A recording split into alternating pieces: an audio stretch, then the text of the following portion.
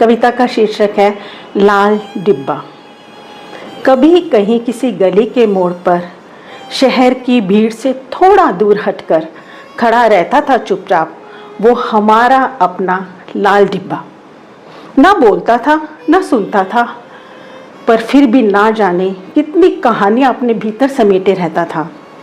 वो ज़माना जब डियर मम्मी लिखते लिखते आंखें भर आती थी, जब आपका बेटा लिखते हुए कागज़ पर आंसू टपक जाया करते थे, जब दूर गांव में बैठी माँ अपनी बेटी की चिट्ठी को सीने से लगाकर उसके हाथों की खुशबू को महसूस किया करती थी, जब चिट्ठियाँ सिर्फ संदेश नहीं रिश्तों की सांसें हुआ करती थी।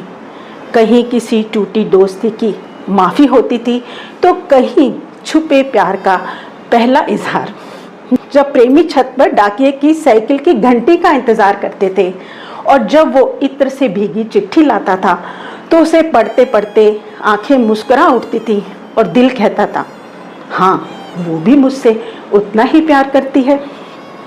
हर शब्द में सजी होती थी भावना, हर मोड़ पर छिपा होता था कोई गहरा राज। उस एक चिट्ठी में जैसे पूरी दुनिया सिमट आती थी, जैसे शब्द नहीं दिल से लिखा हो।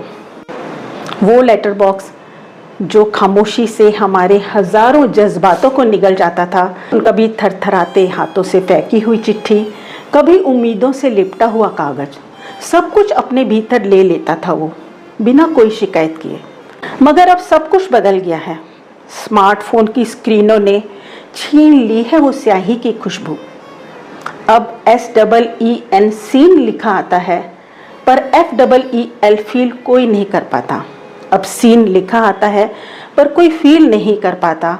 अब माँ की चिट्ठी नहीं आती, बस मैं ठीक हूँ का एक टेक्स्ट आता है। अब प्यार भरे खत नहीं, सिर्फ इमोजी भेजी जाती हैं। और जब सुना कि 1 सितंबर से वो लाल डिब्बा बंद होने जा रहा है, तो जाने क्यों ऐसा लगा कि कोई अपना चुपचाप हमें छोड़े चले जा रहा है। अब भी जब उस डिब्बे को देखती हूँ तो मन भर आता है। कितना कुछ जिया हमने उसमें, कितना कुछ भेजा और कितना कुछ पाया। शुक्रिया मेरे उस प्यारे लेटर बॉक्स को जिसने कभी मेरी पहली चिट्ठी संभाली थी, कभी टूटा हुआ दिल, कभी माँ बाबा की दुआएं। आज भी वो लाल रंग मुझे खींचता है, जैसे हर बार कुछ कहना चाहता है, पर शायद अब तू भी थक गया होगा इन डिजिटल हवाओं ने जीना जो दुभर कर दिया है।